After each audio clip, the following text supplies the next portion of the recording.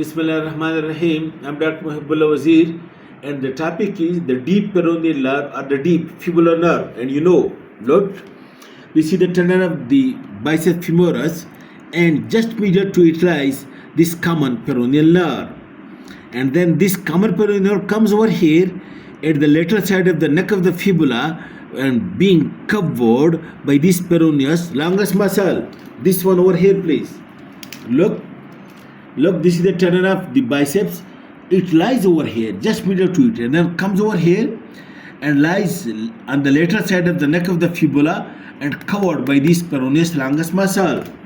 And then it enters into the peroneus longus, and divides in the substance of peroneus longus into two terminal branches. Look, this is the deep peroneal nerve and this is the superficial peroneal nerve. The deep peroneal nerve is for the anterior compartment and dorsum of the foot, while the superficial peroneal nerve is for the lateral or peroneal compartment.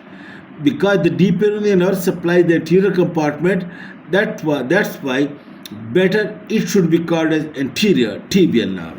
Anyhow, this deep peroneal nerve, it turns around the lateral side of the neck of the fibula and then pierces through the peroneus longus and pierces through the anterior intramuscular septum and then comes to lie in the anterior compartment between the two bones on the anterior surface of interosseous membrane along with the anterior tibial artery. And you can see this deep peroneal nerve lies later to the anterior tibial artery, and then in the middle part it becomes anterior or medial to it, and in the lower part again it becomes later to the anterior tibial artery. And in front of the ankle joint, this nerve, it passes deep to the superior and inferior extensor reticula and enters into the foot. And over here, look, this deep peroneal nerve along with the anterior tibial artery, both this crosses deep to the superior and inferior extensor reticula and enters into the dorsum of the foot.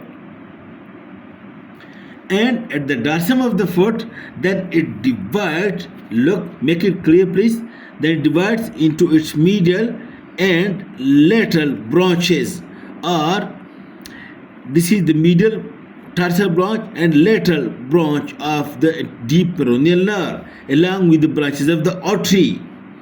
And in the leg, over here, lying on the interosseous membrane, it lies between the tibialis anterior and extensor digitorum, then between the tibialis anterior and extensor hallucis longus, but lying lateral in the upper part, lateral in the lower part, but anterior or medial in the middle part with the artery.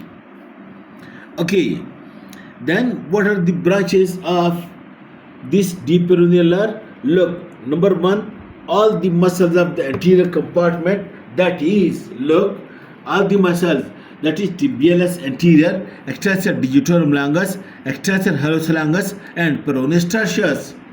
The anterior compartment is supplied by the deep peroneal nerve, the lateral compartment is supplied by the superficial peroneal nerve, and the posterior compartment is supplied by the tibial nerve. Also, it supplies all this, and then it supplies the ankle joint, and it supplies the tarsal joint, tarso-metatarsal joint, metatarso-phalangeal joint. And then the two terminal branches, that is the lateral and medial branch of the deep fibular nerve, it supplies, the lateral branch passes laterally and deep to the small muscle, that is this small muscle, this one you can see, extensor digitorum brevus. Due to it, it makes a small ganglion, pseudoganglion, from which branches are being given to supply the extensor digitorum muscle. Okay, and then it supplies the skin over here between the webs of the first and second tube. This is the cutaneous supply. Okay, this is all about the deep peroneal and anterior peroneal nerve.